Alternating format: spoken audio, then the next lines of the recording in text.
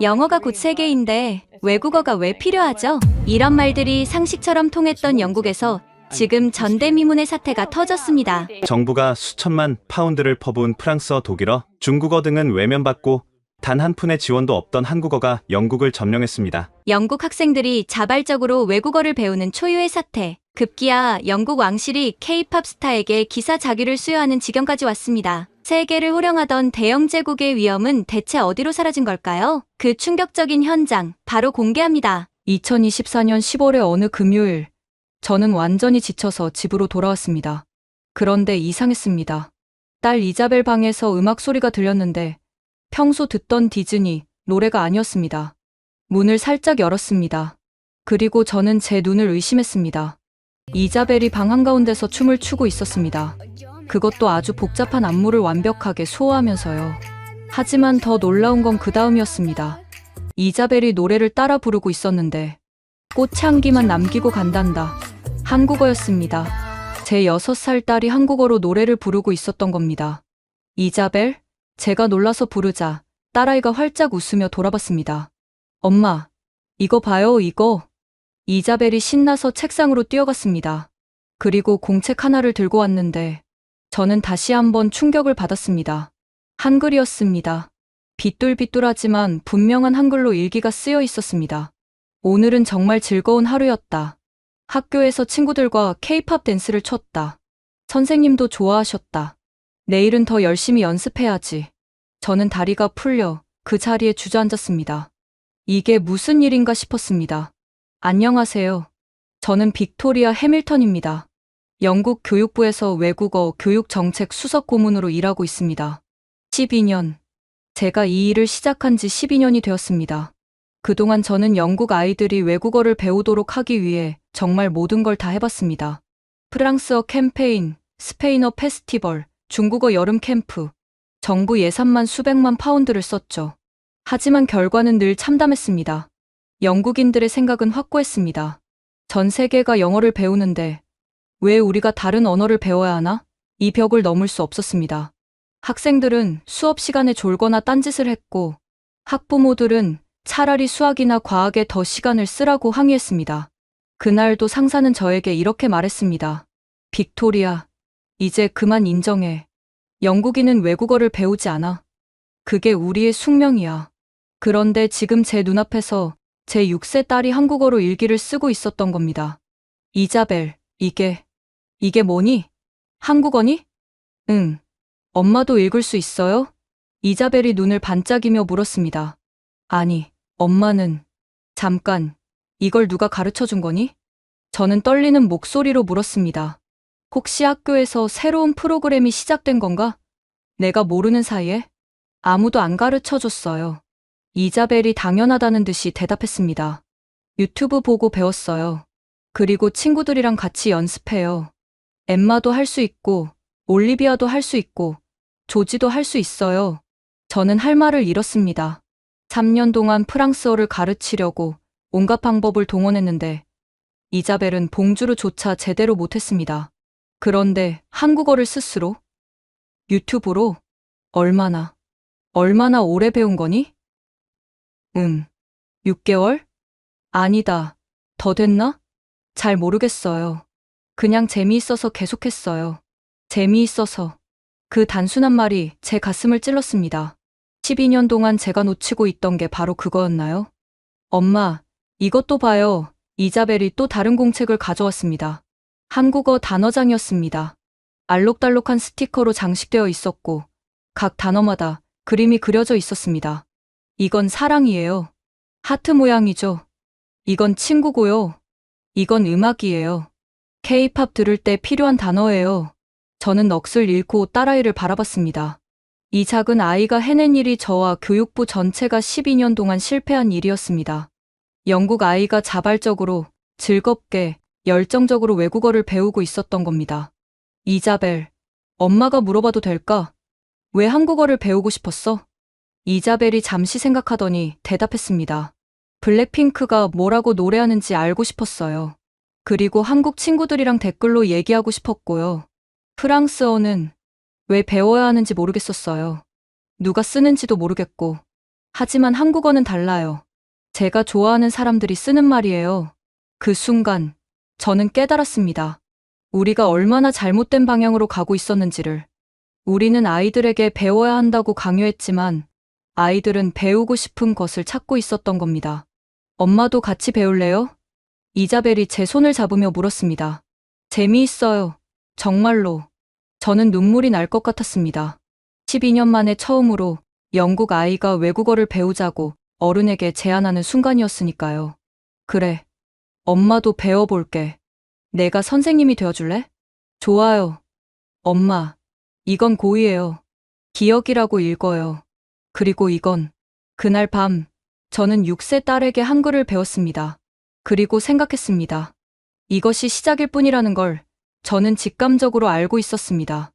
뭔가 거대한 변화가 일어나고 있었고 그 중심에 한국어가 있었습니다. 월요일이 되면 저는 이 놀라운 발견을 교육부에 보고해야겠다고 마음먹었습니다. 하지만 과연 그들이 믿을까요? 영국 아이들이 스스로 외국어를 배우고 있다는 이 기적 같은 이야기를. 그날 밤 저는 잠을 이룰 수 없었습니다. 이자벨이 한글로 쓴 단어들을 몇 번이고 다시 봤습니다. 이게 정말 현실인가 싶었거든요. 토요일 아침 저는 이자벨과 함께 아침을 먹으며 더 자세한 이야기를 들었습니다. 이자벨, 정말 아무도 가르쳐주지 않았어? 학교에서도? 네, 학교에선 여전히 프랑스어 시간이 있는데 다들 싫어해요. 그냥 시험 보려고 외우고 잊어버려요. 이자벨이 시리얼을 먹으며 대답했습니다. 그런데 한국어는? 한국어는 달라요. 쉬는 시간에 다 같이 모여서 연습해요. 엠마가 유튜브에서 새로운 단어 찾아오면 우리가 다 같이 따라 써요. 그리고 케이팝 가사 해석하면서 배워요. 저는 충격을 받았습니다.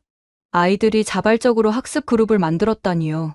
친구들도 다 한국어 할 수 있어? 반에서 15명은 할 수 있어요.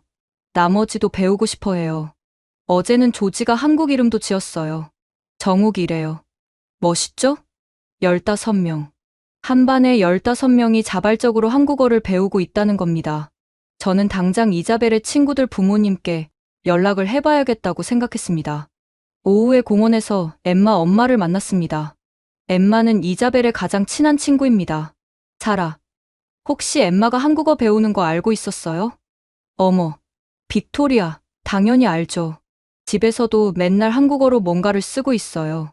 처음엔 걱정했는데 학습 태도가 완전히 달라졌어요. 스스로 사전 찾고, 단어 외우고, 프랑스어 배울 때는 절대 안 그랬거든요.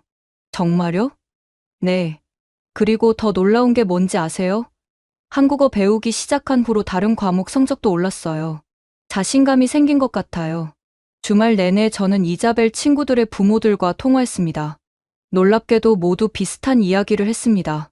아이들이 자발적으로 즐겁게 한국어를 배우고 있다는 것이었죠. 일요일 저녁, 저는 이자벨에게 부탁했습니다. 이자벨, 엄마한테 한국어 공부하는 거 좀 보여줄래? 어떻게 배우는지 궁금해. 좋아요. 엄마, 여기 앉아요. 이자벨이 태블릿을 켰습니다. 유튜브에 한국어 기초라고 검색하더니 수많은 영상이 나왔습니다. 그 중에서 익숙한 듯 하나를 골랐습니다. 이 선생님이 제일 재미있게 가르쳐요. 그리고 이거 보세요. 이자벨이 다른 앱을 켰습니다. 한국어 학습 앱이었는데 게임처럼 되어 있었습니다. 단어를 맞추면 포인트가 쌓이고 레벨이 올라가는 방식이었죠. 저 지금 레벨 8이에요. 엠마는 레벨 10이에요. 우리 누가 먼저 레벨 15되나 내기했어요. 경쟁하면서 배운다. 저는 감탄했습니다. 우리가 그동안 만든 프랑스어 학습 자료는 얼마나 재미없었는지 반성하게 되었습니다. 그리고 이것도 있어요. 이자벨이 또 다른 앱을 보여줬습니다. 한국 친구들이랑 대화할 수 있어요. 제가 영어 가르쳐주고 그들이 한국어 가르쳐줘요. 화면에는 정말로 한국 아이들과의 대화가 있었습니다. 간단한 인사말부터 시작해서 좋아하는 가수 이야기, 음식 이야기까지. 이 친구는 서울에 살아요. 11살이래요. 영어 배우고 싶어 해서 우리가 친구 됐어요. 문득 깨달았습니다. 이건 단순한 언어 학습이 아니었습니다. 아이들은 진짜 소통을 하고 있었고, 진짜 친구를 만들고 있었습니다. 그래서 즐거웠던 거였죠. 엄마, 이거 알아요? 이자벨이 갑자기 물었습니다. 한글은 세종대왕이라는 왕님이 만들었대요. 백성들이 글을 읽을 수 있게 하려고요. 멋있지 않아요? 어떻게 그걸 알았니? 유튜브에서 봤어요. 한글이 얼마나 과학적인지도 배웠어요. 그래서 배우기 쉬운 거래요. 프랑스어처럼 복잡하지 않아요. 저는 놀라움을 감출 수 없었습니다. 10살 아이가 한글의 창제 원리까지 이해하고 있다니. 그것도 누가 시킨 것도 아닌데 스스로 찾아서 배웠다니. 이자벨, 엄마가 궁금한 게 있어. 왜 하필 한국어였을까? 일본어나 중국어도 있잖아. 이자벨이 잠시 생각하더니 대답했습니다. 일본어는 글자가 너무 많아요. 중국어는 그림 같아서 어려워요. 근데 한글은 알파벳처럼 조합하면 되거든요. 그리고 한국 문화가 재미있어요.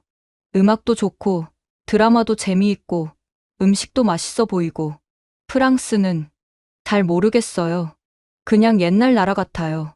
옛날 나라. 그 말이 뇌리에 박혔습니다. 아이들에게 프랑스는, 스페인은 우리가 그토록 가르치려 했던 유럽 언어들은 옛날 나라의 언어였던 겁니다. 엄마도 정말 한국어 배우고 싶어요? 이자벨이 기대에 찬 눈으로 물었습니다. 응, 정말이야. 그럼 내일부터 시작해요. 내가 알려줄게요.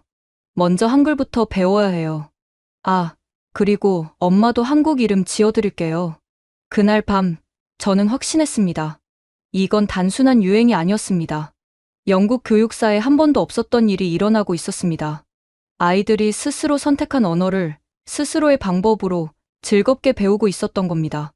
월요일 아침, 저는 평소보다 일찍 교육부로 출근했습니다. 이 놀라운 발견을 하루빨리 보고하고 싶었거든요. 과연 동료들은 어떤 반응을 보일까요? 믿을까요? 아니면 또다시 일시적 유행이라고 치부할까요? 하지만 저는 알고 있었습니다. 이것은 시작에 불과하다는 것을. 그리고 우리가 12년 동안 찾아 헤맸던 답이 바로 여기 있다는 것을. 월요일 아침 9시, 저는 교육부 회의실에 앉아 있었습니다. 매주 월요일 열리는 외국어 교육 정책 회의였죠. 평소와 달리 저는 들뜬 마음으로 발표 순서를 기다렸습니다. 자, 이번엔 빅토리아 차례네요. 우리 부서장 마거리 톰슨이 지친 목소리로 말했습니다. 이번 주는 무슨 우울한 통계를 가져왔나요? 저는 심호흡을 하고 일어섰습니다. 오늘은 다릅니다. 아주 놀라운 소식을 가져왔습니다. 회의실에 있던 12명의 동료들이 시큰둥한 표정으로 저를 쳐다봤습니다. 다들 10년 이상 외국어 교육 정책에 매달려온 사람들이었죠. 희망이라곤 찾아볼 수 없는 얼굴들이었습니다. 12년 만에 처음으로 말씀드립니다. 영국 아이들이 자발적으로 외국어를 배우고 있습니다. 잠시 침묵이 흘렀습니다. 그리고 한 동료가 피식 웃었습니다. 빅토리아, 무슨 꿈이라도 꿨나요? 아닙니다. 제 딸과 그 친구들 최소 15명이 자발적으로 한국어를 배우고 있습니다. 그것도 아주 열정적으로요. 한국어요? 마거리 씨 눈썹을 치켜 올렸습니다. K-팝 때문이겠죠. 일시적 유행이에요. 10년 전 일본 애니메이션 붐 때도 그랬잖아요. 금방 식을 겁니다. 아닙니다. 제가 강하게 반박했습니다. 이번은 다릅니다. 아이들이 스스로 학습 그룹을 만들고 온라인으로 한국 친구들과 소통하고 한글 단어를 쓰고 있습니다. 저희가 프랑스어로는 절대 못했던 일들이죠. 설마 그 몇 명 가지고 현상이라고 하는 건 아니겠죠? 정책 분석관 제임스가 비웃듯 말했습니다. 그래서 조사가 필요합니다. 전국적으로 얼마나 많은 아이들이 한국어를 배우고 있는지, 왜 배우는지, 어떻게 배우는지. 이건 우리가 절대 놓쳐선 안 될 기회입니다. 회의실이 웅성거리기 시작했습니다. 한국어라니, 우리가 왜 아시아의 작은 나라 언어를 신경 써야 하죠? 그동안 중국어에 투자한 예산도 회수 못했는데 또 예산 낭비하자는 건가요? 저는 테이블을 탕 치며 말했습니다. 여러분, 우리가 12년 동안 실패한 이유가 뭡니까? 우리는 아이들에게 우리가 중요하다고 생각하는 언어를 강요했습니다. 하지만 아이들은 자기들이 원하는 언어를 선택했어요. 처음으로 말입니다. 마거리 씨 한숨을 쉬며 말했습니다. 좋아요. 빅토리아. 일주일 드릴게요. 정확한 데이터를 가져오세요. 그때 다시 논의해봅시다. 회의가 끝난 후 저는 곧바로 조사에 착수했습니다. 먼저 온라인 한국어 학습 플랫폼들의 연락을 취했습니다. 첫 번째 충격은 오후에 왔습니다. 네. 올해 들어 다운로드가 50만이라고요? 한국어 학습앱 회사 대표가 전화로 알려준 수치였습니다. 그것도 영국 내에서만요. 연령대가 어떻게 되나요? 놀랍게도 8세에서 18세가 70%입니다. 성인 학습자보다 아동 청소년이 압도적으로 많아요. 저는 급히 다른 플랫폼들도 조사했습니다. 유튜브 한국어 학습 채널 구독자, 온라인 한국어 강좌 수강생, 한국어 교재 판매량, 모든 수치가 폭발적으로 증가하고 있었습니다. 화요일, 저는 소셜미디어 분석 보고서를 받았습니다. 영국 내 한국어 관련 해시태그 사용이 6개월 만에 2000% 증가했다는 내용이었습니다. 수요일에는 더 놀라운 사실을 발견했습니다. 런던, 맨체스터, 버밍엄, 에든버러. 주요 도시의 공립도서관에서 한국어 학습 교재가 모두 대출 중이었습니다. 대기자 명단도 어마어마했고요. 목요일, 저는 직접 현장 조사에 나섰습니다. 런던 시내 대형 서점들을 돌아다녔는데 한국어 학습 코너가 따로 마련되어 있었습니다. 프랑스어나 스페인어 코너보다 크더군요. 요즘 한국어 교재가 정말 잘 나가요. 서점 직원이 말했습니다. 특히 어린이용 한글 교재는 입고되자마자 품절이에요. 이런 현상은 처음 봅니다. 금요일 아침, 저는 일주일간의 조사 결과를 정리했습니다. 손이 떨렸습니다. 이 숫자들이 사실이라는 게 믿기지 않았거든요. 영국 내 한국어 자발적 학습자 추정 70만 명 이상 연령대 8세에서 18세가 주류 학습 방법, 온라인 플랫폼 80%, 또래 학습, 그룹 형성 학습 동기 K-팝 40%, K-드라마 30%, 한국 문화 전반 30%, 그리고 가장 중요한 발견, 이 아이들의 90%가 즐겁게 배우고 있다고 답했습니다. 다시 월요일이 되었습니다. 저는 떨리는 마음으로 회의실에 들어섰습니다. 이번엔 분위기가 달랐습니다. 제 조사 결과가 미리 회람되었거든요. 빅토리아, 마거리 씨 엄숙한 표정으로 말했습니다. 이 수치가 정말입니까? 네. 오히려 보수적으로 잡은 겁니다. 실제로는 더 많을 수 있습니다. 70만 명. 우리가 10년 동안 프랑스어 캠페인으로 달성하려던 목표치가. 네. 아이들이 몇 개월 만에 스스로 달성했습니다. 회의실이 술렁거렸습니다. 어떻게 이런 일이. 우리가 뭘 놓친 거죠? 한국어에 무엇이 특별한 겁니까? 저는 일어서서 말했습니다. 이제 인정해야 합니다. 우리의 접근 방식이 완전히 틀렸다는 것을. 아이들은 배우고 싶어 합니다. 단지 그들이 원하는 것을 배우고 싶어 할 뿐이죠. 한국어는 그들에게 살아있는 언어입니다. 좋아하는 가수가 쓰고, 재미있는 드라마에 나오고, 온라인 친구들과 소통할 수 있는 언어죠. 마거리 씨 깊은 한숨을 쉬었습니다. 그래서 빅토리아, 당신의 제안은 무엇입니까? 이 현상을 연구하고 지원해야 합니다. 어떻게 하면 다른 언어 교육에도 이런 열정을 불어넣을 수 있는지 배워야 합니다. 그리고 한국어를 정규 교육 과정에 포함시키는 것을 진지하게 검토해야 합니다. 아이들이 이미 선택했습니다. 이제 우리가 따라갈 차례입니다. 그 순간 회의실 문이 벌컥 열렸습니다. 교육부 장관 비서가 헐레벌떡 들어왔습니다. 죄송합니다만 긴급 소식입니다. BBC에서 오늘 저녁 특집 뉴스를 준비 중인데요. 제목이 영국 아이들의 한국어 열풍, 교육 혁명인가랍니다. 장관님이 브리핑을 요청하셨습니다. 모두가 저를 쳐다봤습니다. 이제 시작이었습니다. 우리가 12년 동안 꿈꿔왔던 외국어, 교육의 기적이 전혀 예상치 못한 곳에서 예상치 못한 방식으로 일어나고 있었던 겁니다. BBC 특집 방송이 나간 그날 밤, 영국 전체가 들썩였습니다. 다음날 아침, 제 사무실 전화는 쉴 새 없이 울렸습니다. 언론사, 학교, 학부모 단체, 모두가 이 현상에 대해 알고 싶어 했습니다. 빅토리아, 당신이 이제 전국적 유명인사가 됐어요. 마거리 씨 커피를 건네며 말했습니다. 교육부 장관이 직접 현장 조사를 가자고 하네요. 그렇게 해서 저는 교육부 조사단과 함께 전국의 학교들을 방문하기 시작했습니다. 첫 번째 목적지는 버밍엄의 한국립 초등학교였습니다. 학교에 도착했을 때 저희를 맞이한 것은 교장 선생님의 당황스러운 표정이었습니다. 죄송합니다만 아이들이 너무 흥분해서 통제가 안 됩니다. 무슨 말인가 했더니 복도에서부터 아이들의 함성 소리가 들렸습니다. 교실로 가보니 놀라운 광경이 펼쳐져 있었습니다. 약 30명의 아이들이 원을 만들어 앉아 있었는데 한 아이가 중앙에서 한국어로 자기소개를 하고 있었습니다. 안녕하세요. 제 이름은 올리버예요. 10살이에요. K-팝을 좋아해요. 라고 한국어로 말했습니다.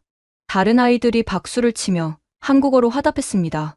안녕하세요, 올리버. 이게 정규 수업인가요? 교육부 장관이 놀라서 물었습니다.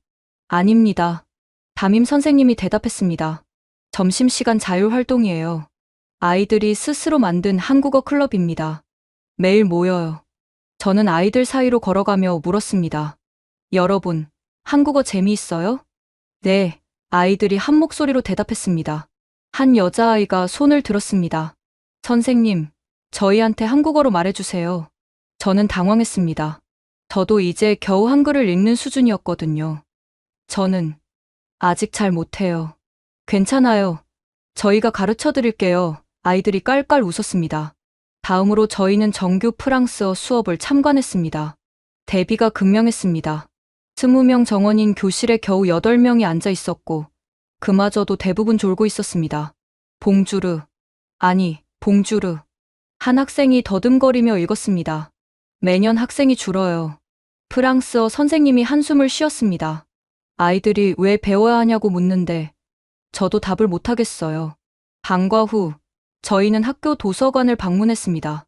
한쪽 구석에 아이들이 모여 있었는데 다가가 보니 한국어 동화책을 함께 읽고 있었습니다. 이게 뭐예요? 한 아이가 손가락으로 글자를 가리켰습니다. 그건 사랑이야. 하트 모양처럼 생겼지? 다른 아이가 설명했습니다. 사서 선생님이 다가와 말했습니다. 한국어 책을 더 주문해야 할 것 같아요. 아이들이 계속 찾거든요. 프랑스어 책은 먼지만 쌓이고 있는데 다음 방문지는 맨체스터의 한 중학교였습니다. 이곳의 상황은 더욱 인상적이었습니다. 저희가 특별히 준비한 게 있습니다. 교장 선생님이 강당으로 안내했습니다. 무대 위에서는 학생들이 K-팝 댄스 공연을 준비하고 있었습니다. 그런데 놀라운 것은 그들이 노래를 한국어로 따라 부른다는 것이었습니다. 공연이 끝난 후 한 학생에게 물었습니다. 가사 뜻도 알아요? 당연하죠. 이 노래는 꿈을 포기하지 말라는 내용이에요.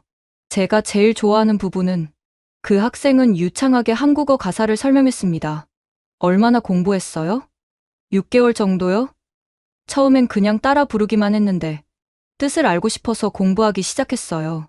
지금은 한국 드라마도 자막 없이 조금 이해할 수 있어요. 교무실에서 선생님들과 대화를 나눴습니다. 영어 선생님이 말했습니다.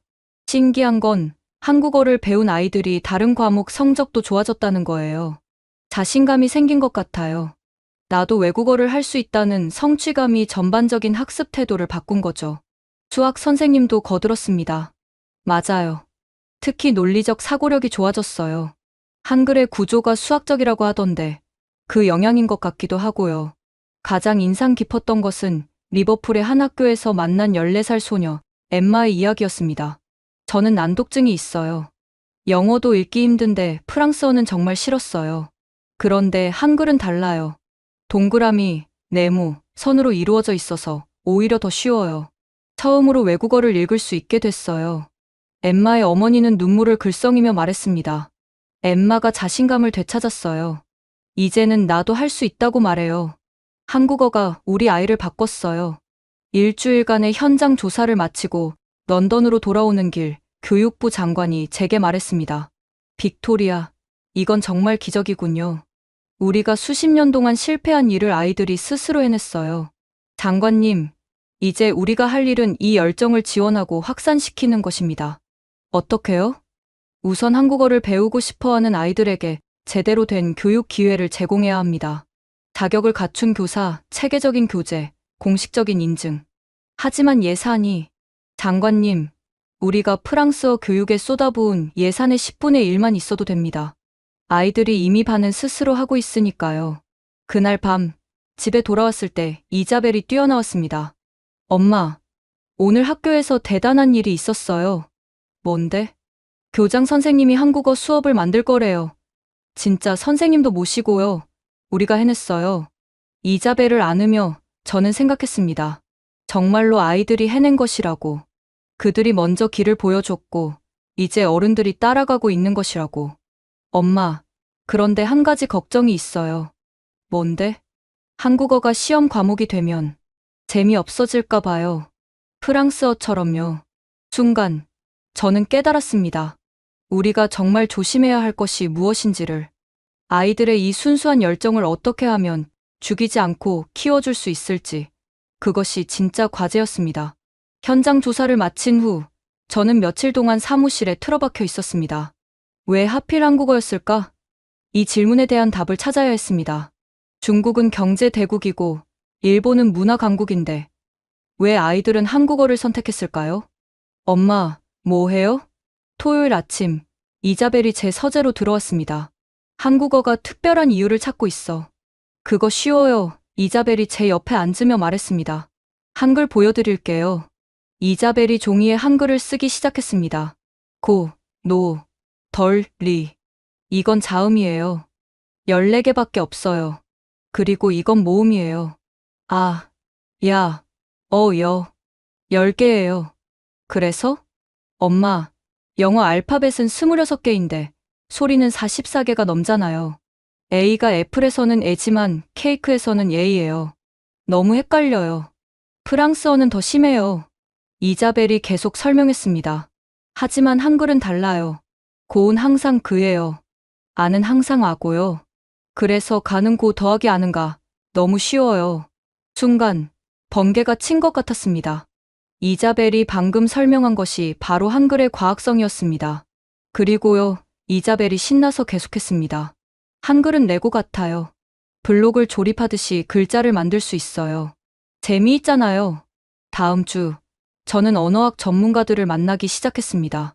케임브리지 대학의 존슨 교수가 흥미로운 분석을 내놓았습니다. 한글은 세계에서 가장 과학적인 문자 체계 중 하나입니다. 발음 기관의 모양을 본떠서 만들었죠. 아이들이 직관적으로 이해할 수 있는 구조예요. 하지만 중국어도 그림 문자라 직관적이지 않나요? 전혀 다릅니다. 한자는 수천 개를 외워야 하지만 한글은 24개만 알면 모든 소리를 쓸 수 있어요. 디지털 세대 아이들에게는 한글이 훨씬 효율적이죠. 다음으로 만난 것은 문화평론가 사라 리차드슨이었습니다. 그녀는 한류 현상을 연구하고 있었습니다. 한국 문화 콘텐츠의 특징은 접근성입니다. BTS를 보세요.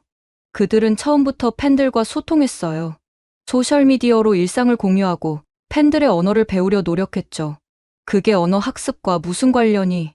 아이들은 일방적으로 배우는 걸 싫어해요.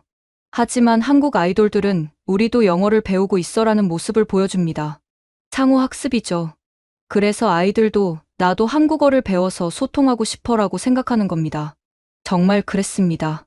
제가 조사한 바로는 많은 K-팝 그룹들이 해외 팬들을 위해 여러 언어로 소통하려 노력하고 있었습니다. 이런 상호 존중의 태도가 아이들에게 긍정적인 영향을 준 것 같았습니다. 목요일에는 놀라운 발견을 했습니다. 런던 대학의 뇌과학 연구팀이 발표한 논문을 찾았는데 한글 학습이 뇌 발달에 미치는 영향에 관한 내용이었습니다. 한글의 모아쓰기 구조는 공간 지각 능력과 패턴 인식 능력을 향상시킵니다. 특히 어린아이들의 경우 한글 학습이 전반적인 인지, 능력 향상에 도움이 됩니다. 저는 즉시 연구팀을 방문했습니다. 수석 연구원 마이클 브라운 박사가 설명했습니다. 알파벳은 선형적이지만 한글은 2차원적입니다. 가를 쓸 때 고과 아를 위아래로 조합하죠. 이런 구조가 뇌의 다른 영역을 활성화시킵니다. 그래서 수학 성적도 좋아진다는 보고가 맞습니다. 공간 지각과 논리적 사고는 연결되어 있거든요. 집으로 돌아와 이자벨과 함께 한국어 공부를 하면서 저는 또 다른 것을 발견했습니다. 한국어 학습 콘텐츠의 질이 정말 뛰어났습니다. 엄마, 이거 보세요. 이자벨이 태블릿을 보여줬습니다. 이 유튜브 선생님은 노래로 한국어를 가르쳐요. 화면에는 젊은 한국인 선생님이 기타를 치며 한국어 단어를 가르치고 있었습니다. 댓글을 보니 전 세계 아이들이 열광하고 있었습니다. 그리고 이 앱은요, 이자벨이 다른 앱을 켰습니다. 게임처럼 되어 있어요. 단어를 맞추면 캐릭터가 성장해요. 순간 깨달았습니다. 한국의 IT 기술과 게임 산업의 발달이 언어 교육에도 적용되고 있었던 것입니다. 우리의 딱딱한 프랑스어 교재와는 차원이 달랐습니다. 금요일, 저는 한국문화원을 방문했습니다. 그곳에서 만난 김은정 원장님의 말씀이 인상적이었습니다. 한국어는 배우는 것이 아니라 즐기는 것이 되었어요. K-팝 듣고 드라마 보고 게임하면서 자연스럽게 익히는 거죠. 우리는 그저 체계적인 도움을 줄 뿐입니다. 비결이 뭔가요? 강요하지 않는 것이요. 아이들이 원하는 것을 원하는 방식으로 배우게 두는 거예요. 그리고 성취감을 주는 거죠. 나도 한국어를 할 수 있다는 자신감이 중요합니다. 그날 밤, 저는 긴 보고서를 작성했습니다. 제목은 왜 한국어인가? 자발적 언어 학습의 조건이었습니다. 첫째, 문자의 과학성과 학습 용이성. 둘째, 살아있는 문화 콘텐츠와의 연결. 셋째, 상호 소통과 존중의 문화. 넷째, 게임화된 학습 도구의 풍부함. 다섯째, 또래 문화와 커뮤니티의 형성. 하지만 가장 중요한 것은 따로 있었습니다. 바로 즐거움이었습니다. 아이들은 한국어를 배우면서 행복해했습니다. 엄마, 이자벨이 제 보고서를 훔쳐보며 말했습니다. 하나 더 있어요. 뭐? 한국어를 배우면 멋있어 보여요. 친구들이 다 부러워해요. 너 한국어 할 수 있어? 대박, 이런 반응이에요. 맞았습니다. 한국어는 아이들에게 쿨한 언어가 되어 있었습니다. 의무가 아닌 선택, 9세대가 아닌 신세대의 언어로 인식되고 있었던 겁니다. 월요일 아침, 저는 이 보고서를 교육부에 제출했습니다. 그리고 덧붙였습니다. 이제 우리가 배워야 할 때입니다. 아이들이 보여준 길을 따라가야 합니다. 언어 교육의 패러다임을 바꿔야 합니다. 그 순간, 마거릿이 뛰어들어왔습니다. 빅토리아, 큰일이에요. 교육부 장관이 한국을 방문하기로 했대요. 그리고 당신도 함께 가래요. 드디어 변화가 시작되고 있었습니다. 2024년 11월, 런던은 비가 내리고 있었습니다. 저는 교육부 장관실에서 긴급 브리핑을 받고 있었습니다. 빅토리아, 한국 교육부에서 공식 초청장이 왔습니다. 엘리자베스 그린 교육부 장관이 서류를 건네며 말했습니다. 영국의 한국어 교육 열풍을 보고 협력 방안을 논의하고 싶다고 하네요. 저는 초청장을 읽어 내려갔습니다. 일주일간의 일정에는 한국 교육부 방문, 세종학당 견학, 한국어 교육 전문가들과의 미팅이 포함되어 있었습니다. 장관님도 함께 가신다고요? 물론이죠. 이건 단순한 교육 교류가 아닙니다. 영국 교육의 미래가 달린 문제예요. 그리고 장관이 미소를 지었습니다. 솔직히 저도 궁금해요. 어떻게 작은 나라의 언어가 우리 아이들을 이렇게 변화시켰는지. 집에 돌아와 이자벨에게 이 소식을 전했습니다. 정말요? 엄마가 한국에 가요? 이자벨의 눈이 반짝였습니다. 일주일 동안 출장이야. 미안해. 미안하긴요. 부러워요. 엄마. 꼭 사진 많이 찍어오세요. 그리고 이자벨이 갑자기 진지해졌습니다. 한국 선생님들께 물어봐 주세요. 어떻게 하면 한국어를 더 잘할 수 있는지. 그럴게. 혹시 한국에서 사오고 싶은 거 있어? 한국어 동화책이요. 그리고 한글 쓰기 연습 공책도요. 아, 그리고 이자벨의 목록은 끝이 없었습니다. 순간 깨달았습니다. 제 딸이 정말로 한국어와 한국 문화를 사랑하고 있다는 것을요. 출국 전날 뜻밖의 전화를 받았습니다. BBC 다큐멘터리 팀이었습니다. 해밀턴 고문님, 저희가 영국 아이들의 한국어 사랑이라는 다큐멘터리를 제작 중인데요. 한국 출장에 동행 취재를 해도 될까요? 언론의 관심이 이 정도일 줄은 몰랐습니다. 교육부 장관과 상의한 끝에 허락하기로 했습니다. 이 현상을 제대로 기록하는 것도 중요하니까요. 드디어 출발 당일, 히드로 공항에는 우리 방문단 외에도 많은 사람들이 있었습니다. 놀랍게도 한국으로 수학여행을 가는 영국 고등학생들이었습니다. 선생님, 안녕하세요. 한 학생이 한국어로 인사했습니다. 저희도 한국에 가요. 인솔 교사와 이야기를 나눠보니 올해만 3번째 한국 수학여행이라고 했습니다. 학생과 학부모들의 요청이 쇄도해서 정례화했다는 것이었습니다. 기내에서도 놀라운 광경을 목격했습니다. 영국인 승객 상당수가 한국어 학습 교재를 보고 있었던 겁니다. 옆자리의 중년 여성도 한글 쓰기를 연습하고 있었습니다. 실례지만 한국어를 배우시나요? 제가 물었습니다. 네. 제 딸이 K-팝에 빠져서요. 같이 콘서트 가려면 저도 알아야 할 것 같아서요. 그녀가 웃으며 답했습니다. 근데 생각보다 재미있어요. 딸이랑 공통 화제도 생기고요. 12시간의 비행 끝에 인천공항에 도착했습니다. 입국장을 나서자 한국 교육부 관계자들이 우리를 맞이했습니다. 환영합니다. 정말 오래 기다렸습니다. 놀라운 것은 공항에서 호텔까지 가는 길에 본 풍경이었습니다. 서울 거리 곳곳에 영어 안내판이 있었지만 많은 영국인들이 한글을 읽으려고 노력하는 모습을 봤습니다. 저기 뭐라고 쓰여 있는지 아세요? 교육부 장관이 한글 간판을 가리키며 물었습니다. 김치 맞나요? 제가 더듬거리며 읽자 한국 측 관계자들이 박수를 쳤습니다. 맞습니다. 벌써 한글을 읽으시네요. 호텔에 짐을 풀고 저는 이자벨에게 영상통화를 걸었습니다. 엄마, 한국 어때요? 아름다워. 그리고 모든 게 한글로 쓰여 있어서 신기해. 부러워요. 엄마, 호텔 방에 한글 있어요? 사진 찍어주세요. 이자벨의 요청에 방 안 곳곳에 한글을 찍어보냈습니다. 비상구 안내문, 리모컨의 한글 버튼, 심지어 샴푸 병의 한글 설명까지. 와, 정말 멋져요. 엄마, 나중에 우리 가족 여행으로 한국 와요. 네. 그래. 약속할게. 첫 공식 일정은 한국 교육부 방문이었습니다. 회의실에 들어서자 뜻밖의 광경이 펼쳐져 있었습니다. 벽면 가득 영국 아이들의 한글 작품이 전시되어 있었던 것입니다. 이것들은 제가 놀라서 물었습니다. 영국 아이들이 한국문화원으로 보낸 편지와 그림들입니다. 한국 교육부 차관이 설명했습니다. 매달 수백 통씩 옵니다. 우리도 놀랐어요. 한 편지를 읽어보니 이렇게 쓰여 있었습니다. 안녕하세요. 저는 영국에 사는 11살 소피입니다. 한국어를 배운 지 6개월이 되었어요. 한국 친구를 사귀고 싶어요. 답장 주세요. 삐뚤빼뚤하지만 정성스러운 한글이었습니다. 이 아이들의 열정에 어떻게 응답할 것인가? 그것이 오늘 우리가 논의할 주제입니다. 차관이 말했습니다. 그날 오후, 우리는 세종학당을 방문했습니다. 그런데 놀라운 사실을 발견했습니다. 수강생의 3분의 1이 영국인이었던 것입니다. 언제부터 영국인 수강생이 이렇게 많았나요? 제가 물었습니다. 1년 전부터 급증했습니다. 지금은 대기자가 너무 많아서 추첨을 해야 할 정도예요. 세종학당 관계자가 답했습니다. 수업을 참관했는데 더욱 놀라웠습니다. 영국인 학생들의 한국어 실력이 상당했던 것입니다. 여러분, 오늘은 무엇을 배우고 싶어요? 한국인 선생님이 물었습니다. 선생님, 존댓말이 너무 어려워요. 언제 써야 하는지 헷갈려요. 한 영국인 학생이 한국어로 대답했습니다.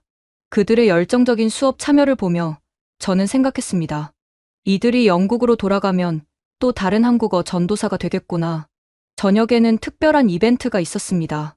한국에 유학 중인 영국 학생들과의 만남이었습니다. 20명 넘는 영국 젊은이들이 우리를 기다리고 있었습니다. 안녕하세요. 전 맨체스터에서 온 제임스예요. 한국 대학에서 경영학을 공부하고 있어요. 한 학생이 완벽한 한국어로 자기소개했습니다. 한국어는 어떻게 배웠나요? 교육부 장관이 물었습니다. 처음엔 BTS 때문이었어요. 그런데 배우다 보니 한국 문화 전체가 궁금해졌고 결국 유학까지 오게 됐죠. 후회 없어요. 오히려 영국 친구들이 부러워해요. 다른 학생이 덧붙였습니다. 저희가 영국에서는 특별한 존재예요. 한국어 할 줄 안다고 하면 다들 대단하다고 해요. 취업에도 유리하고요. 그날 밤, 호텔방에서 저는 많은 생각을 했습니다. 한국이 특별한 무언가를 하고 있는 게 아니었습니다. 그들은 그저 자신들의 문화를 진정성 있게 공유하고 있었고, 우리 아이들이 그것의 매력을 느낀 것이었습니다. 내일은 더 중요한 일정이 기다리고 있었습니다. 한국의 한글 교육 시스템을 직접 체험하고 영국에 어떻게 적용할 수 있을지 논의하는 것이었죠. 잠들기 전 이자벨에게 메시지를 보냈습니다. 이자벨, 한국은 정말 놀라운 곳이야. 너가 한국어를 사랑하는 이유를 알 것 같아. 내일은 더 많은 걸 배워올게. 사랑해. 곧바로 답장이 왔습니다.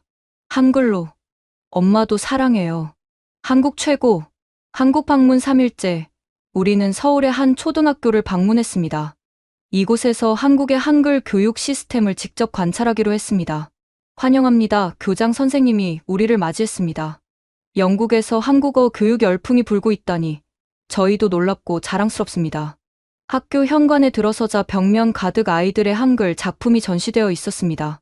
그런데 놀라운 것은 한글뿐만 아니라 영어, 중국어, 일어로 쓴 작품도 함께 있었다는 점입니다. 한국 아이들도 여러 언어를 배우나요? 제가 물었습니다. 물론이죠. 하지만 먼저 한글을 완벽하게 익힌 후에 시작합니다. 모국어가 튼튼해야 외국어도 잘 배울 수 있거든요.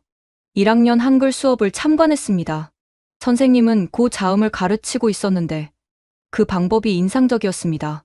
자, 여러분. 혀를 목구멍 쪽으로 붙여보세요. 그리고 그 소리를 내보세요. 이때 혀의 모양이 바로 고이예요. 아이들이 신나서 따라했습니다. 그리고 선생님은 고이 들어간 단어들을 그림과 함께 보여줬습니다. 가방, 고양이, 기차. 보세요. 고은 혼자서는 소리가 안 나요. 모음 친구를 만나야 해요. 고 더하기 아는 가. 아이들이 손뼉을 치며 즐거워했습니다. 수업이 끝난 후 선생님과 이야기를 나눴습니다. 한글 교육의 비결이 뭔가요? 재미있게 가르치는 거예요. 한글이 얼마나 과학적이고 체계적인지 느끼게 하는 거죠. 그리고 성취감을 주는 게 중요해요. 나도 읽을 수 있다, 쓸 수 있다는 자신감이요. 다음으로 방문한 곳은 놀랍게도 영국 문화 동아리 교실이었습니다. 한국 아이들이 영국 문화를 배우고 있었는데 벽에는 해리포터 포스터와 함께 영국 아이들이 보낸 편지가 붙어 있었습니다. 선생님, 영국 친구들이 한국어로 편지를 보냈어요. 한 아이가 자랑스럽게 말했습니다. 그래. 너희도 영어로 답장 써볼까? 네. 근데 선생님, 영국 친구들 한국어 정말 잘해요. 우리보다 잘하는 것 같아요. 한 아이가 걱정스럽게 말했습니다. 그 순간 교육부 장관과 저는 눈이 마주쳤습니다. 한국 아이들이 영국 아이들의 한국어 실력에 자극받고 있다니 얼마나 아이러니한 상황인가요? 점심시간, 우리는 학교 급식을 체험했습니다. 김치, 된장찌개, 잡곡밥, 건강한 한식이었습니다. 그런데 더 인상적인 것은 아이들의 식사 예절이었습니다. 잘 먹겠습니다. 아이들이 합창하듯 인사하고 식사를 시작했습니다. 이것도 언어 교육의 일부예요. 교장 선생님이 설명했습니다. 언어는 문화와 떨어질 수 없거든요. 예절, 음식, 생활 습관 모두가 연결되어 있죠. 오후에는 국립한글박물관을 방문했습니다. 이자벨과의 약속을 지키기 위해서였죠. 박물관은 예상보다 훨씬 현대적이고 인터랙티브했습니다. 와, 교육부 장관이 감탄했습니다. 한글을 이렇게 재미있게 전시할 수 있다니. 특히 인상적이었던 것은 한글 놀이터였습니다. 아이들이 직접 만지고 조립하고 소리내며 한글을 배울 수 있는 공간이었죠. 이거 우리 학교에도 만들면 좋겠어요. BBC 카메라맨이 흥분해서 말했습니다. 영국 아이들이 정말 좋아할 거예요. 저는 이자벨을 위해 한글 자석 세트와 동화책들을 샀습니다. 그리고 깨달았습니다. 한국은 자신들의 문자와 언어를 정말 자랑스러워한다는 것을요. 그 자부심이 교육에도 그대로 나타나고 있었습니다. 저녁에는 특별한 만남이 있었습니다. 한국에서 영어를 가르치는 영국인 교사들과의 저녁 식사였습니다. 안녕하세요. 전 서울에서 5년째 영어를 가르치고 있는 마크입니다. 5년이요? 한국어는 얼마나 하세요? 마크가 유창한 한국어로 대답했습니다. 이제 일상 대화는 완벽해요. 한국에 살면서 한국어를 안 배울 수가 없더라고요. 다른 교사가 말했습니다. 재미있는 건 한국 학생들이 영어를 배우는 방식이에요. 그들도 K-팝처럼 팝송으로 영어를 배우고 미드로 회화를 익히더라고요. 결국 언어 학습의 본질은 같은 것 같아요. 그게 뭔가요? 제가 물었습니다. 즐거움이죠. 그리고 소통하고 싶은 욕구요.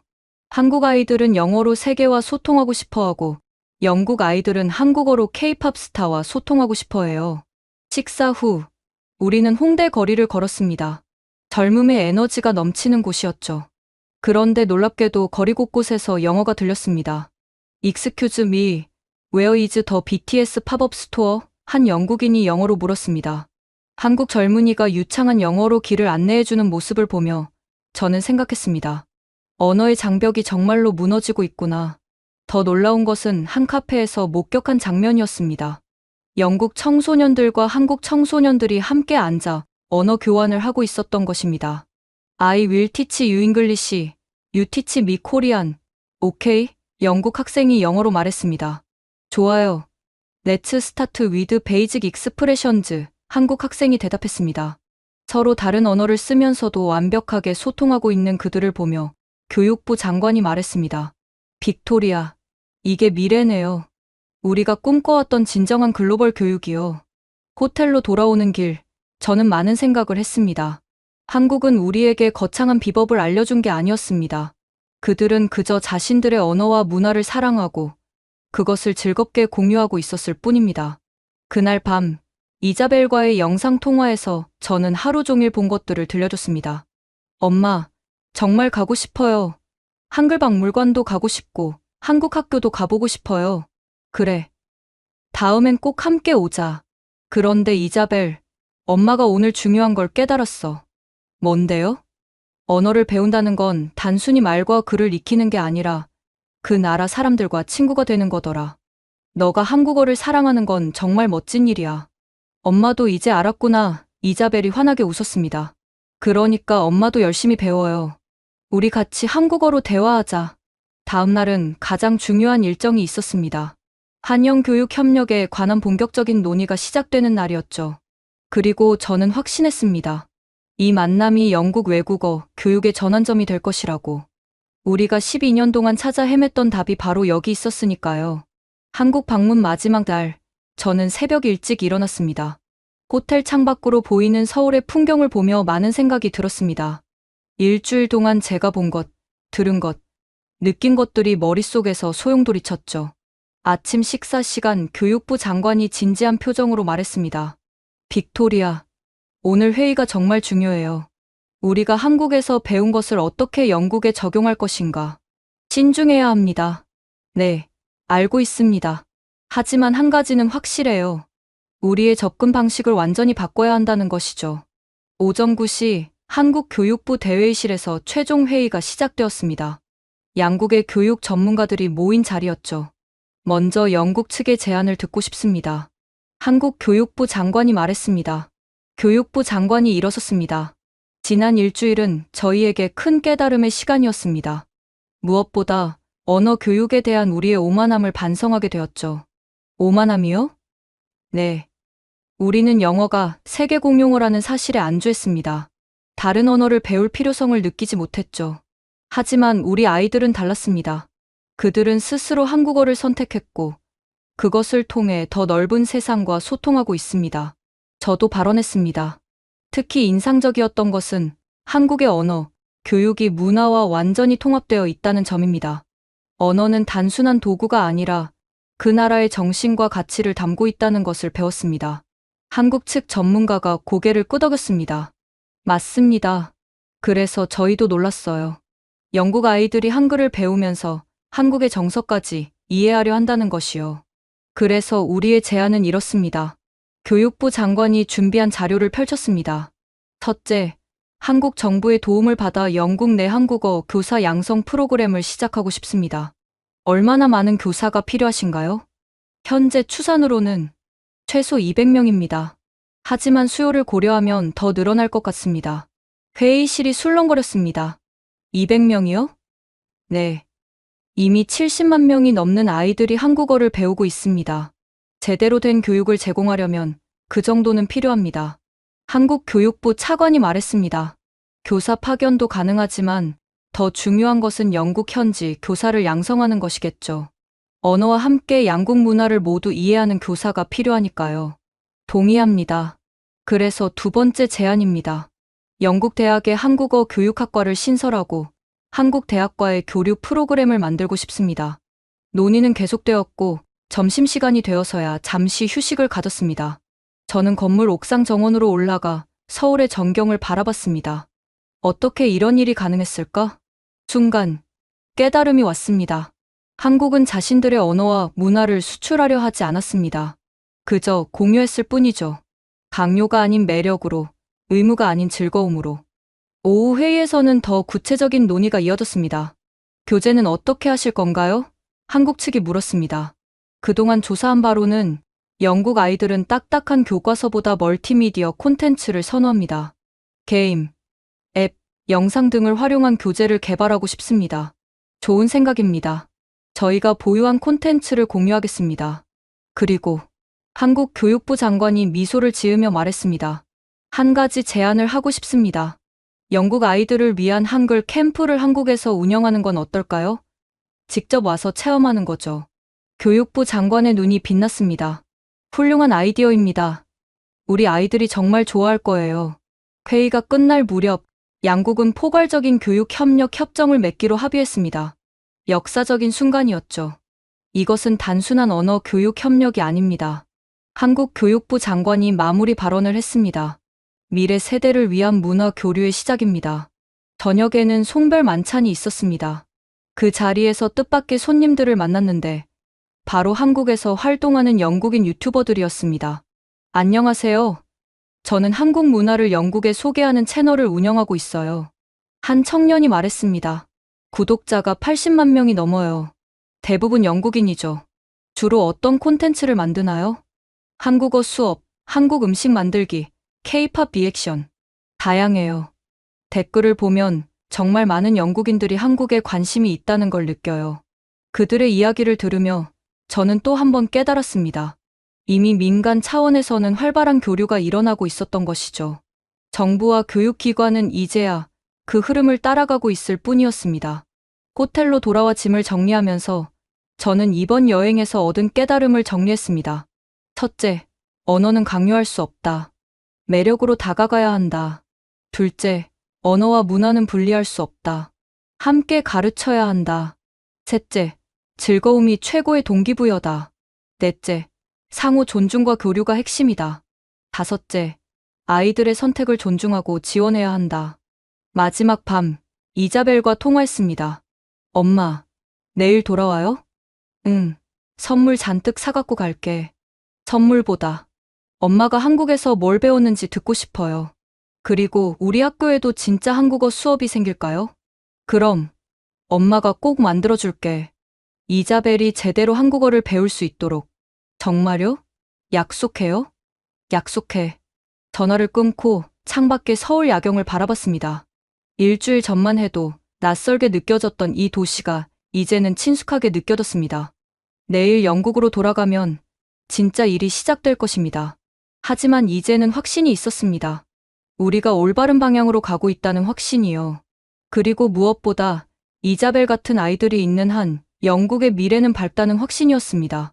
영국으로 돌아온 지 일주일 후 교육부는 그야말로 전쟁터였습니다.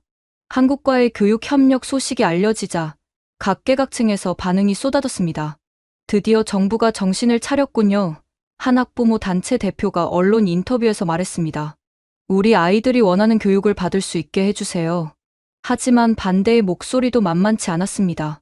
대영 제국의 언어인 영어를 두고 왜 아시아의 작은 나라 언어를?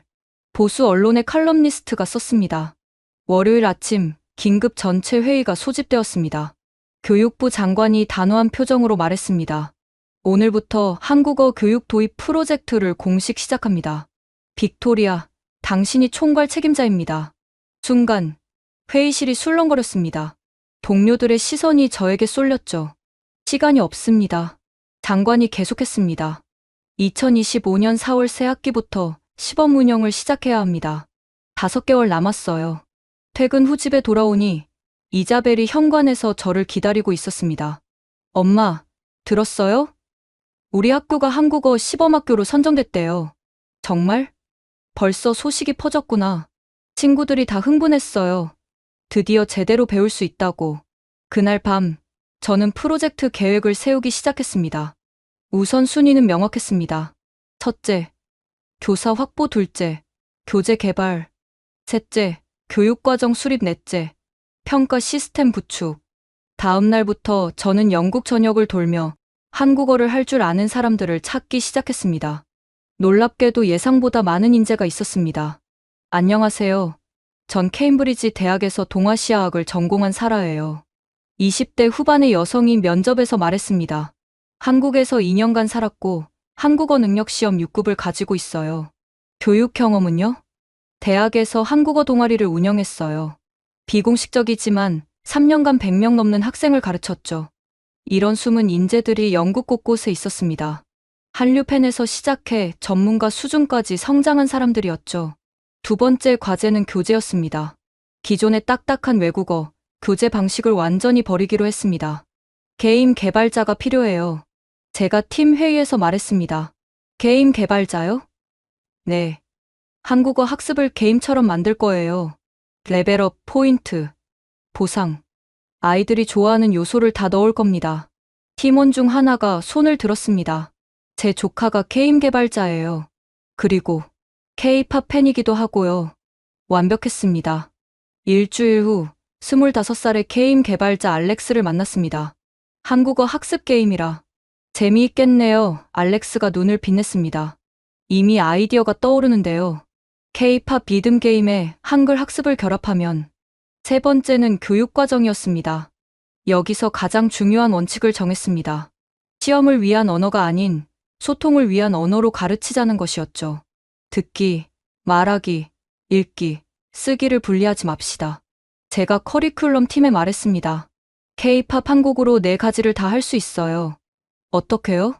노래를 들으면서 듣기, 따라 부르면서 말하기, 가사를 보면서 읽기, 좋아하는 구절을 적으면서 쓰기. 자연스럽게 통합되는 거죠. 프로젝트가 진행될수록 언론의 관심도 높아졌습니다. 특히 BBC 다큐멘터리 팀이 전 과정을 촬영하기로 했습니다. 이건 단순한 언어 교육 이야기가 아니에요.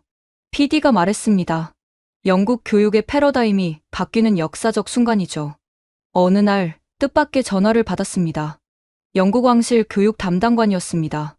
해밀턴 고문님, 왕실에서도 이 프로젝트에 관심이 많습니다.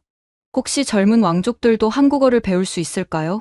순간 심장이 멎는 것 같았습니다.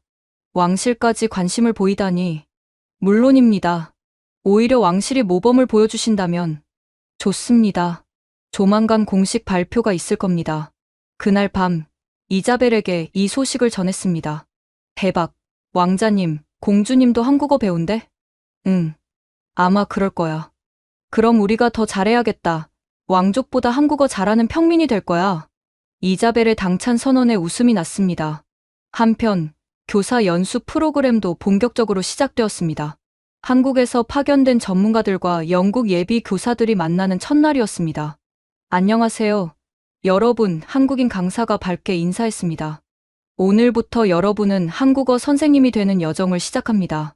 30명의 예비 교사들이 긴장된 표정으로 앉아 있었습니다. 하지만 곧 분위기가 바뀌었습니다. 먼저 K-팝으로 시작해볼까요? 강사가 음악을 틀었습니다. 처음엔 어색해하던 예비 교사들이 점점 리듬을 타기 시작했습니다. 이게 바로 우리가 추구하는 교육입니다. 즐거움에서 시작하는 거죠. 3개월이 지났습니다. 프로젝트는 순조롭게 진행되고 있었지만 도전도 많았습니다. 예산이 부족해요. 재정 담당자가 보고했습니다. 한글 교구 제작 비용이 예상보다 많이 들어요. 교재팀이 말했습니다. 일부 학교에서 여전히 반대하고 있어요. 홍보팀이 전했습니다. 하지만 포기할 수 없었습니다. 아니, 포기하고 싶지 않았습니다. 매일 저녁 이자벨이 들려주는 이야기가 저에게 힘을 줬으니까요. 엄마, 오늘 우리 반 전체가 한글로 자기 이름 쓸 수 있게 됐어요. 엄마, 한국 친구가 영상 편지를 보냈어요. 우리도 답장 보낼 거예요. 엄마, 선생님이 다음 달에 한국 음식 만들기 수업도 한대요. 아이들의 열정은 식을 줄 몰랐습니다. 그리고 그 열정이 어른들을 움직이고 있었습니다. 드디어 2025년 2월, 최종 준비 상황을 점검하는 회의가 열렸습니다. 50개 학교, 200명의 교사, 5,000명의 학생으로 시작합니다. 제가 보고했습니다. 작은 시작이지만 작지 않아요. 교육부 장관이 말을 끊었습니다. 이건 혁명의 시작입니다. 영국 교육 역사의 한 획을 긋는 순간이죠. 그날 밤, 저는 일기를 썼습니다. 한글로. 오늘은 정말 특별한 날이다. 12년 동안 꿈꿔왔던 일이 현실이 되고 있다. 이자벨아, 엄마가 너에게 자랑스러운 엄마가 되고 싶다. 아직 서툴지만 한글로 쓴 첫 일기였습니다. 2025년 4월, 드디어 역사적인 날이 밝았습니다. 영국 공교육 역사상 처음으로 한국어가 정규 과목으로 가르쳐지는 날이었죠. 아침 일찍, 저는 이자벨과 함께 학교로 향했습니다. 이자벨의 학교가 시범학교 중 하나였거든요. 엄마, 떨려요? 이자벨이 물었습니다. 조금. 아니, 사실 많이 떨렸습니다. 학교에 도착하니 이미 많은 사람들이 모여 있었습니다. 언론사 기자들, 교육부 관계자들, 그리고 한국 대사관 직원들까지. 빅토리아 교장 선생님이 반갑게 맞아주었습니다. 드디어 이날이 왔네요. 우리 학교가 역사의 현장이 되다니. 구시 정각, 첫 한국어 수업이 시작되었습니다. 저는 이자벨의 교실 뒤편에서 참관했습니다. 안녕하세요. 여러분, 젊은 한국어 교사 사라가 밝게 인사했습니다. 저는 여러분의 한국어 선생님 사라예요. 안녕하세요. 사라 선생님. 아이들이 한 목소리로 대답했습니다. 그 순간, 제 눈에는 눈물이 맺혔습니다. 12년을 기다린 순간이었으니까요. 수업은 예상대로 활기차게 진행되었습니다. 사라 선생님은 K-팝 영상을 보여주며 기본 인사말을 가르쳤고, 아이들은 신나서 따라했습니다. 이제 한글을 배워볼까요? 사라 선생님이 큰 한글 표를 펼쳤습니다. 한글은 세상에서 가장 과학적인 문자예요. 왜 그런지 보여드릴게요. 아이들의 눈이 호기심으로 반짝였습니다. 쉬는 시간, 이자벨이 뛰어안겼습니다. 엄마, 너무 재미있어요. 드디어 제대로 배우니까 더 쉬워요. 다른 아이들도 흥분해서 떠들고 있었습니다. 나 이제 내 이름 한글로 쓸 수 있어. 나도. 봐, 이거 맞아? 선생님이 다음 시간에는 한국 동요 배운대. 점심시간, 교사 휴게실에서 사라 선생님과 이야기를 나눴습니다. 첫 수업 어떠셨어요? 정말 놀라워요. 아이들이 이미 많이 알고 있더라고요. 오히려 체계적으로 정리해주는 것만으로도 충분한 것 같아요. 그때 다른 교사가 다가왔습니다. 프랑스어 교사 마틴이었죠. 사라, 축하해요. 나도 수업 잠깐 봤는데 솔직히 부러웠어요. 내 프랑스어 수업에는 저런 열정이 없거든요. 아니요, 그건 괜찮아요. 인정할 건 인정해야죠. 나도 프랑스어 교육 방식을 바꿔야겠어요. 당신의 수업에서 많이 배웠습니다. 오후에는 학부모 설명회가 있었습니다.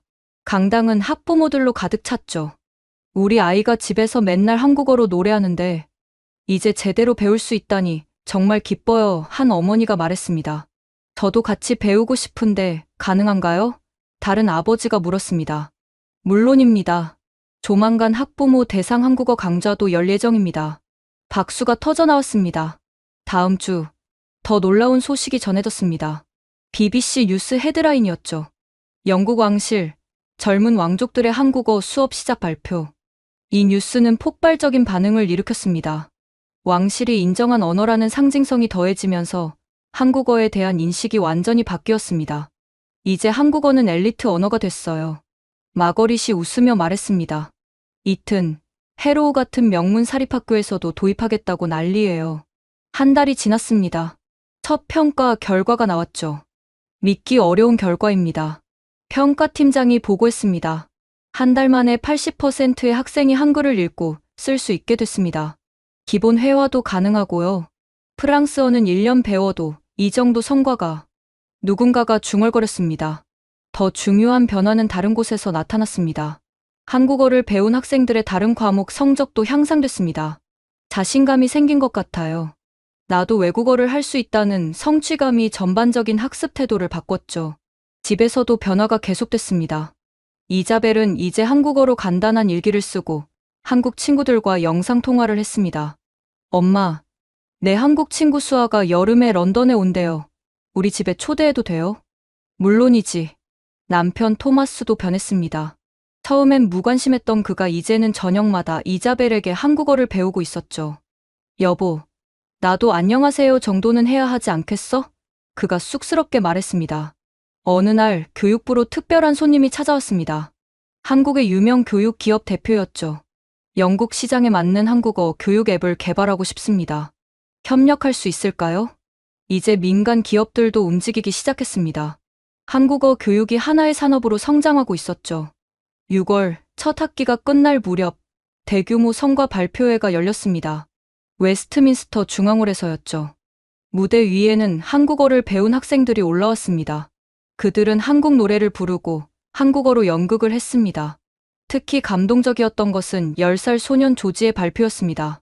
저는 난독증이 있어서 영어도 잘 못 읽었어요. 하지만 한글은 달랐어요.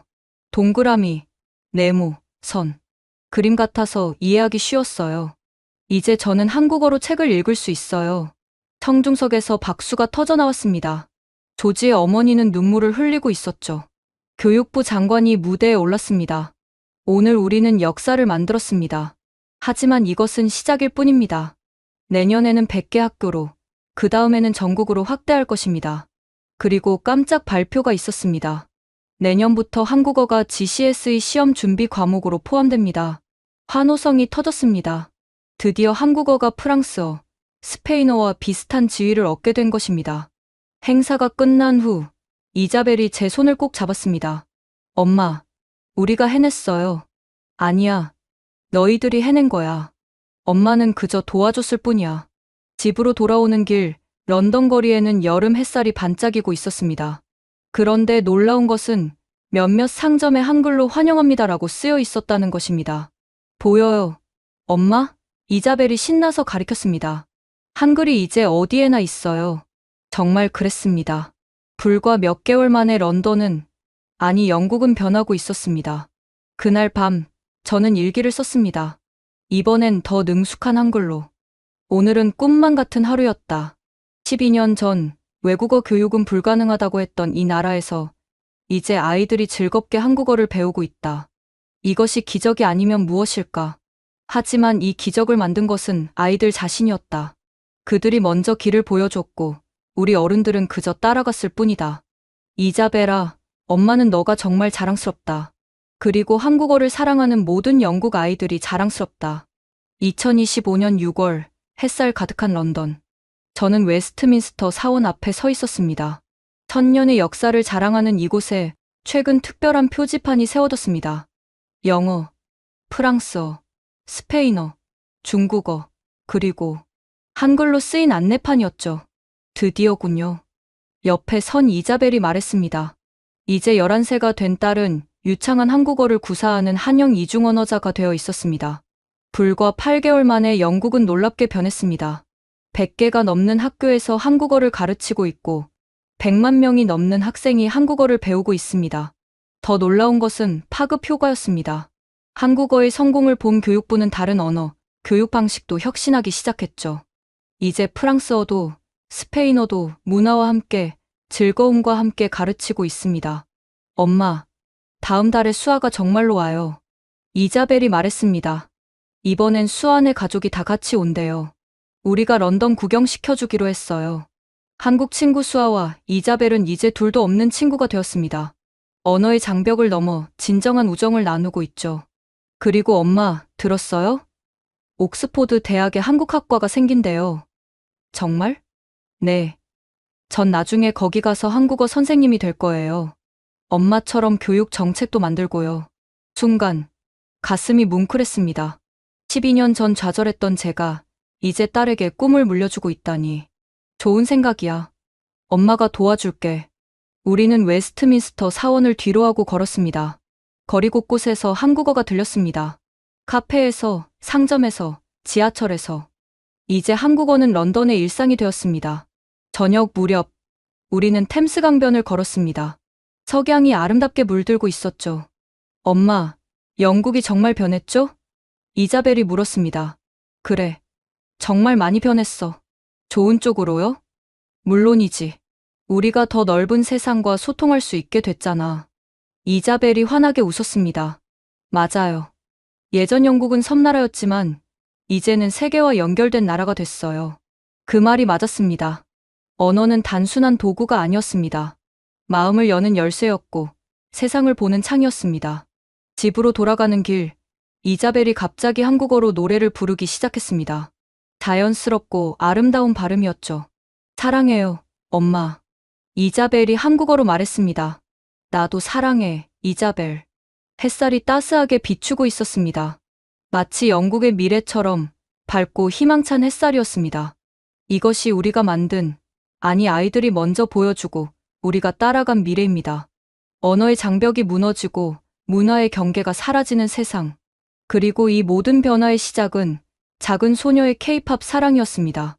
여기까지 빅토리아 해밀턴 씨의 특별한 이야기였습니다. 12년 동안 실패만 거듭했던 영국의 외국어 교육이 아이들의 자발적인 한국어, 사랑으로 완전히 바뀌었다는 이야기, 정말 놀랍지 않으신가요? 때로는 아이들이 어른보다 미래를 더 정확히 볼 수 있는 것 같습니다. 그들의 순수한 열정이 견고한 편견의 벽을 무너뜨렸으니까요. 오늘 이 이야기가 여러분께 어떤 의미로 다가왔을지 궁금합니다. 혹시 여러분의 주변에도 새로운 것을 배우고 싶어하는 아이가 있다면 그 열정을 응원해주시면 어떨까요? 한국의 작은 문자가 대영 제국의 교육을 바꾼 이 놀라운 이야기를 널리 알리기 위해 이 영상을 공유해주세요. 그리고 구독과 좋아요는 더 많은 특별한 사연을 전하는 데 큰 힘이 됩니다. 지금까지 코리아 원더풀이었습니다. 감사합니다.